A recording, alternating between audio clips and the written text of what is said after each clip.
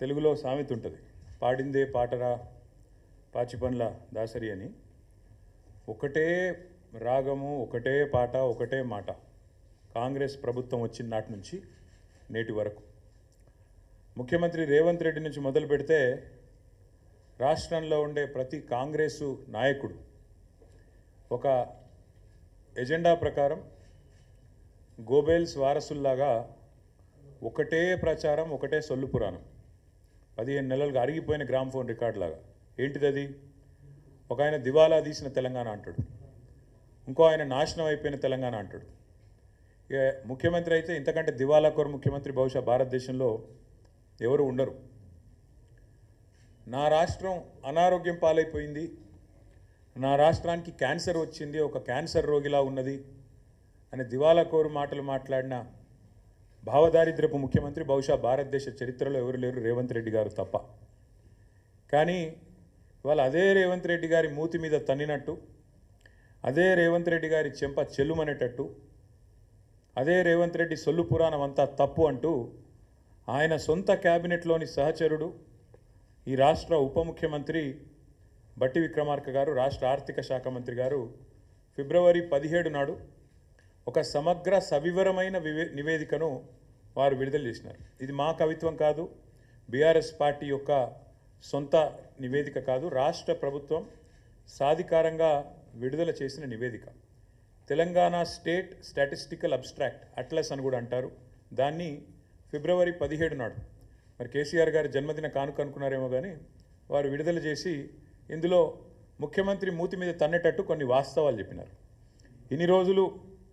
ఇన్ని రోజులు ముఖ్యమంత్రి మాట్లాడిన చిల్లర మాటలు, బజారు భాష, ముఖ్యమంత్రి చెప్పిన పచ్చి అబద్ధాలు, ఇవన్నిటినీ కూడా తిప్పికొడుతూ సమగ్రమైన సవివరమైన నివేదికను విడుదల చేసి వాస్తవాలు అంగీకరించినందుకు నేను ఈ ప్రెస్ మీట్ ద్వారా గౌరవ ఉప ముఖ్యమంత్రి బట్టి విక్రమార్క గారికి ధన్యవాదాలు తెలియజేస్తా ఉన్నాను.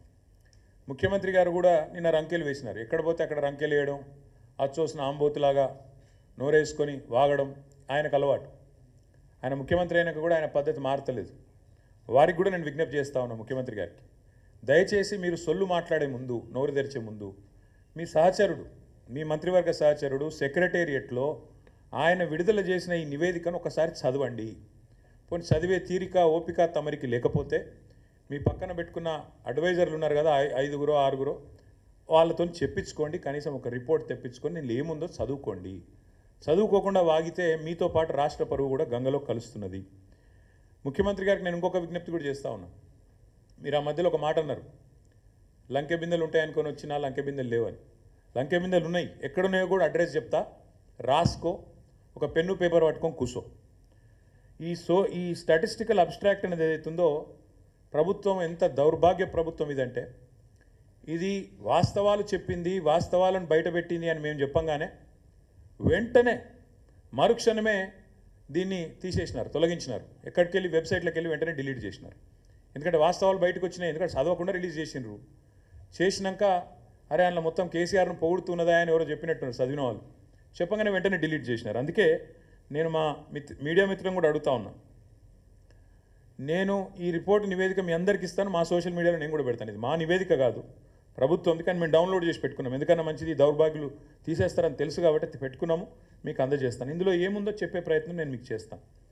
ఇందులో ఎంత స్పష్టంగా చెప్పినారంటే, ఇన్ని రోజులు కాంగ్రెస్ చేసిన ప్రచారం చిల్లర ప్రచారం, రాజకీయాల్లో లాభం కోసం చేసిన ప్రచారం అబద్ధం, పచ్చి అసత్యం అనే మాట ఇదే నివేదిక ధృవీకరించింది. ఈ నివేదికలో స్పష్టంగా చెప్పారు, రాష్ట్ర తలసరి ఆదాయం 2014లో 10వ స్థానంలో ఉంది భారతదేశంలో మన రాష్ట్రం. రాష్ట్రం ఏర్పడ్డ నాడు, తెలంగాణను మాకు కాంగ్రెస్ అప్పచెప్పిన నాడు, ఆనాడు 10వ స్థానంలో తలసరి ఆదాయంలో ఉన్న మన తెలంగాణ ఈ నివేదిక ప్రకారం ఇవాళ నంబర్ 1 స్థానంలో ఉంది. మేము ఇచ్చిపోయినాడు 2022-23లో వీళ్ళకి అప్పచెప్పిపోయినాడు, నంబర్ 1 స్థానంలో ఉంది అని చెప్పి ఇదే నివేదిక చాలా స్పష్టంగా కుండబద్దలు కొట్టింది. నంబర్ 1.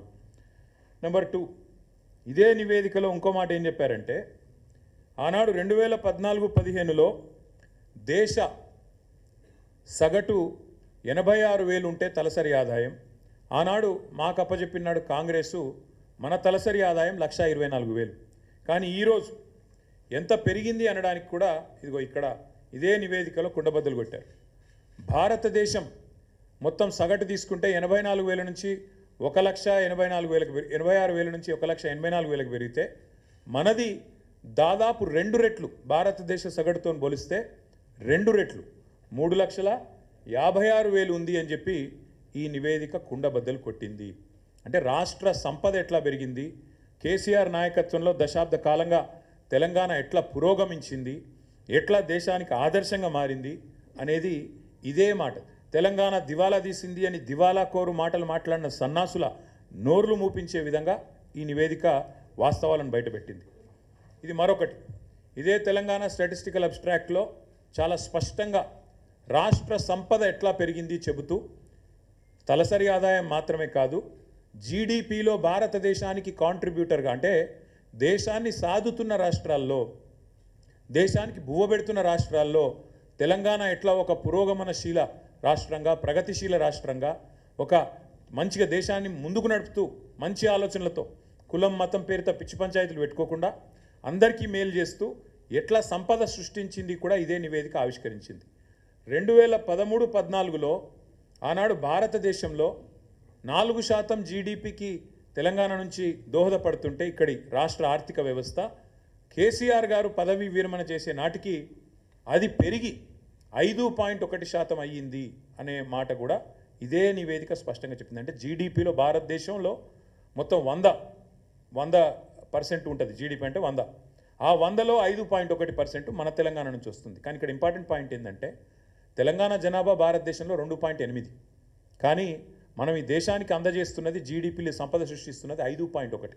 అంటే మనకు కేంద్ర ప్రభుత్వం ఇస్తున్న దానికంటే మనం కేంద్రానికి ఇస్తున్నది దాదాపు డబల్ అనే మాట ఈ నివేదిక ద్వారా నేను మీకు గుర్తు చేస్తా ఉన్నా. ఇది ఇంకొక విషయం, ఇది ఆర్బీఐ, ఇది ఆ స్టాటిస్టికల్ అబ్స్ట్రాక్ట్ లేదు, ఇది ఆర్బీఐ. కేసీఆర్ నాయకత్వంలో 10 ఏళ్లలో స్టేట్ ఓన్డ్ ట్యాక్స్ రెవెన్యూస్లో భారతదేశంలోనే 84% సొంత ఆదాయ వనరులతో, కేంద్రం మీద ఆధారపడకుండా, ఇతరుల ముందు చేయి జాపకుండా సొంత ఆదాయ వనరులతో అగ్రభాగాన నెంబర్ 1గా నిలబడ్డది తెలంగాణ అని ఆర్బీఐ. ఇది మా కవిత్వం కాదు. 84%, 88%తో అగ్రభాగాన state owned tax revenues SOTR ఇది నెంబర్ 1 అని చెప్పి చెప్తున్నది ఈ నివేదిక. అట్లాగే ఇంకొక మాట కూడా ఈ నివేదిక చూపెడుతున్నది. ఏమంటారు ఇందులో, భారతదేశంలో మన స్థానం ఏంటిది GSDPలో మొత్తం ఓవరాల్ సైజ్ అంటే ఈ నివేదికలో ఏం చెప్పారంటే, కాంగ్రెస్ వాళ్ళు మాకు అప్పచెప్పిపోయినాడు ఆనాడు ఈ రాష్ట్రం యొక్క GSDP gross state domestic product 5 లక్షల కోట్లు. కానీ ఈరోజు బట్టి విక్రమార్క గారు విడుదల చేసిన ఈ నివేదిక ప్రకారం ఈ రాష్ట్రం యొక్క GSDP 10 ఏళ్లలో కేసీఆర్ గారు 5 లక్షల కోట్ల నుంచి 15 లక్షల కోట్లకు పెంచారు అని ఈ నివేదికనే రేవంత్ రెడ్డి చెంప మీద చెల్లుమని కొడుతూ నివేదిక ఇచ్చింది. ఇది ఇక్కడ చాలా ఇంపార్టెంట్ స్లైడ్. ఇది ఇలా చూడండి మీరు, మనకంటే పైన ఎవరున్నారంటే మనకంటే చాలా భూభాగంలో జనాభాలో పెద్దదైన మహారాష్ట్ర, తమిళనాడు, ఉత్తరప్రదేశ్, కర్ణాటక, పశ్చిమ బెంగాల్, రాజస్థాన్, ఈ 6 తర్వాత తెలంగాణ. అంటే గుజరాత్ను కూడా తలదన్ని ఇవాళ తెలంగాణ 10 ఏళ్లలో ఎక్కడి నుంచి ఎక్కడికి 5 లక్షల కోట్ల నుంచి 15 లక్షల కోట్లకు GSDP పెరిగింది అని కాంగ్రెస్ ప్రభుత్వం విడుదల చేసిన నివేదిక చెప్పింది అంటే రేవంత్ రెడ్డి గారు సిగ్గు తెచ్చుకోండి అని చెప్తా ఉన్నా.